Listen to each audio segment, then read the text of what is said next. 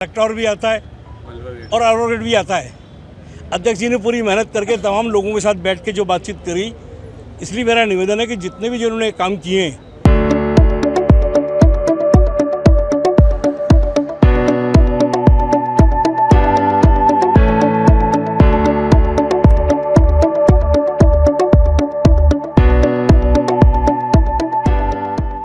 अजमेर नगर निगम ने जो परिश्रम किया गया है, मुझे लगता है न तो नियम का ध्यान रखा गया, न सिद्धांत का ध्यान रखा गया, खाली केवल मात्र एक बात का ध्यान रखा गया कि भारतीय जनता पार्टी के मनमाफिक किस तरह से वार्ड बन सकते हों। उसी के रूप के अंदर खाली दिव्यता के रूप में जिन्होंने जो यहाँ जो किया है, एक वार्ड, उसकी तो ये स्थिति है कि नियम में प्रावधान है कि एक वार्ड एक ही थाने में होगा। एक वार्ड है जो 8 किलोमीटर के दायरे के अंदर है, उसके अंदर आदेश नगर थाना भी आता है, रामगंज भी आता है, कलेक्टर भी आता है और एडवोकेट भी आता है। अध्यक्ष जी ने पूरी मेहनत करके तमाम लोगों के साथ बैठ के जो बातचीत करी, इसलिए मेरा निवेदन है कि जितने भी जिन्होंने काम किए हैं, घर में बैठकर खाली पेन घुमाया है। आज इस मौके के ऊपर जिलाधीश महोदय से मिलने के लिए हम आए थे। जिलाधीश जी महोदय को जब भी कांग्रेस पार्टी कोई पक्ष रखने आती है तो कोई न कोई बहाना करके भाग जाते हैं।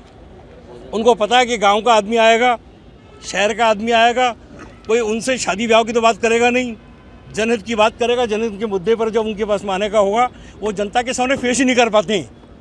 क्यों फेस नहीं कर पाते? कि जब वो भारतीय जनता पार्टी के कार्यकर्ता बन के काम करते हैं तो कैसे न्याय कर पाएंगे।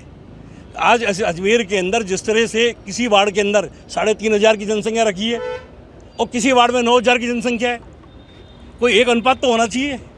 किस चीज़ को आपकी इच्छा हो उसको निकाल दो, किसकी इच्छा हो उसको अंदर ले लो। आज की तारीख के अंदर हम तो आज इस पूरे मूवमेंट में हम लोग पूरा लेके इनको दिया है और उम्मीद करते हैं कि इसकी पूरी निष्पक्ष रूप से जांच करेंगे और जांच करके जनता को राहत देंगे। अगर राहत नहीं देंगे तो हमें मजबूर होकर वैभव जैन जी के नेतृत्व में हाई कोर्ट में कोर्ट में जाना पड़ेगा, पर जनता की लड़ाई लड़ेंगे। आज जिन मुद्दों के अंदर उठा के कहते हैं इन गाँवों को अंदर शामिल कर लो, अरे यार गांव में अगर नरेगा का काम चल रहा है, काय को शामिल कर रहे हो उसको? पास की जो कॉलोनी है उन कॉलोनी का ले लो। तो जब ये पूरा का पूरा जब तुम लेके जो कॉलोनियाँ हैं, पर क्योंकि जब प्रशासन और भारतीय जनता पार्टी भू माफिया बन के जब काम करता है तो ये जो फैसले होते हैं। इसलिए लोग कहते हैं कि भाई हर बार तवे पर रोटी को बदला किया करो, पर अजमेर की जनता ने 30 साल से बदली नहीं रोटी। जब रोटी एक तवे पर रखोगे तो भैया रोटी तो जलेगी, और जलेगी तो आम जनता को भुगतना पड़ेगा। तो इसलिए आज जो कि इस मौके के ऊपर जिला कांग्रेस कमेटी के अध्यक्ष विजय जैन जी के नेतृत्व में हमारे हेमंत भट्टी जी के जो पीसीसी के सदस्य हैं, उनके साथ में हम लोगों ने आकर हमारा पक्ष रखा है। अगर ये सुनवाई होगी तो ठीक है, नहीं तो हम लोगों को सड़कों में उतरना सड़कों पर उतरेंगे, हमें न्यायालय में जाना होगा न्यायालय में जाएंगे, पर जनता के साथ में कुठाराघात नहीं होने देंगे। कांग्रेस पार्टी ने पहले संघर्ष किया है, आगे भी संघर्ष करेगी और आप लोगों से उम्मीद करूंगा कि निष्पक्ष रूप से आप भी इनको जगाने का प्रयास करो। देखिए क्या है कि नागरिक हित में तो अजमेर की जनता के हित में तो हम लोग ये कर ही रहे हैं, क्योंकि आज 40 साल बाद परिसीमांकन हो रहा है, तो इसमें अजमेर नगर निगम की सीमा बढ़नी चाहिए थी। लोहागल है, माखड़वाली है, ये गाँव क्यों नहीं सम्मिलित हुए, उनके साथ व्यथा है, विकास होना चाहिए था। तो ये तो एक अजमेर की जनता की लड़ाई है। एक कानून पक्ष इसका ये भी है कि इनको कानून के तहत ही परिसीमांकन करना है। नगर पालिका एक्ट में वर्णित है कानून के विधि सम्मत कैसे किसी वार्ड को काटा जाएगा, छोटा बड़ा किया जाएगा। तो उसमें यह है कि जनसंख्या जो इनका परिपत्र जारी हुआ है स्वायत्त शासन विभाग का, पूरे राजस्थान में उस परिपत्र के अकॉर्डिंग इनको कार्रवाई जिला निर्वाचन अधिकारी को परिसीमांकन करना है। उस परिपत्र में स्पष्ट हवाला है कि एक वार्ड 2-3 थानों क्षेत्रों में नहीं बटेगा। इन्होंने कई वार्ड ऐसे 2-3 थानों क्षेत्रों में बांटे हैं, वो इलीगल चीज़ है, ध्यान नहीं दिया।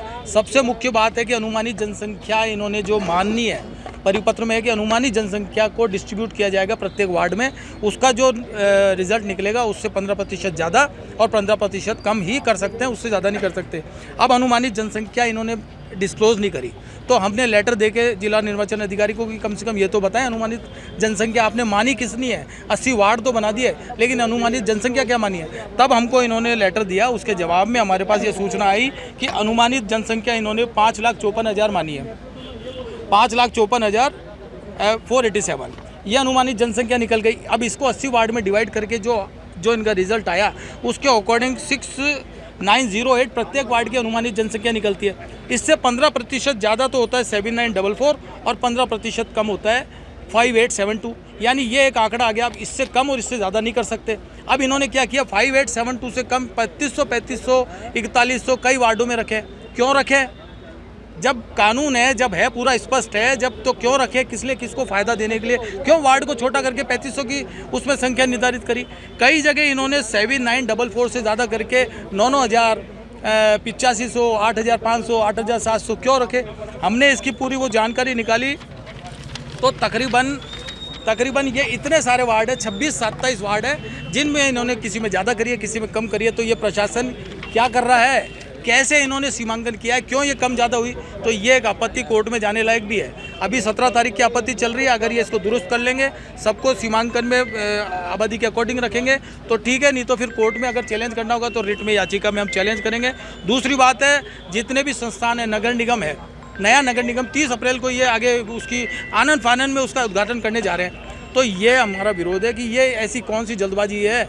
नगर निगम को, नए नगर निगम भवन को अजमेर नगर निगम में शामिल करो अजमेर की जनता के लिए। तो ये सारी जो कोताही हो रही है, इसके विरोध में आज हमने जो है ज्ञापन दिया था। अच्छा, वो कलेक्टर साहब भी नहीं मिल पाए? कलेक्टर साहब का आज 3-4 दिन से मैं खुद समय ले रहा हूँ, कांग्रेस कमेटी के उससे, मैं जनरल सेक्रेटरी हूँ, हम समय ले रहे हैं कलेक्टर साहब के पीए साहब से, कलेक्टर साहब से कभी यहाँ कभी वहाँ, कभी मिलते नहीं, कभी ये कभी आज वो कभी वो, ये बच रहे हैं, मतलब हमसे मिलना नहीं मांग रहे, बच रहे हैं। जबकि इनकी ड्यूटी है कि अगर कांग्रेस डेलीगेशन, अगर क्या फिर जनता क्या एक जना आएगा, क्या गरीब आदमी एक जना आएगा, ये कैसे उनको ट्रीट करते हैं। जब हमारे लोगों से ही नहीं मिल रहे हैं तो प्रशासन, आप देखो ब्यूरोक्रेट्स का क्या हाल है, यानी जब हम लोगों को मिलने के लिए तरसना पड़ता है। आज भी कलेक्टर साहब नहीं मिले, इतना प्रयास करने के बाद आगे 3 दिन छुट्टी आ रही है, तो फिर हमने एडीएम साहब की, उन्होंने ड्यूटी लगाई, गजेंद्र जी को हमने ज्ञापन दिया। तो ये बात सही नहीं है, इस तरह प्रशासन का ये रवैया ठीक नहीं है।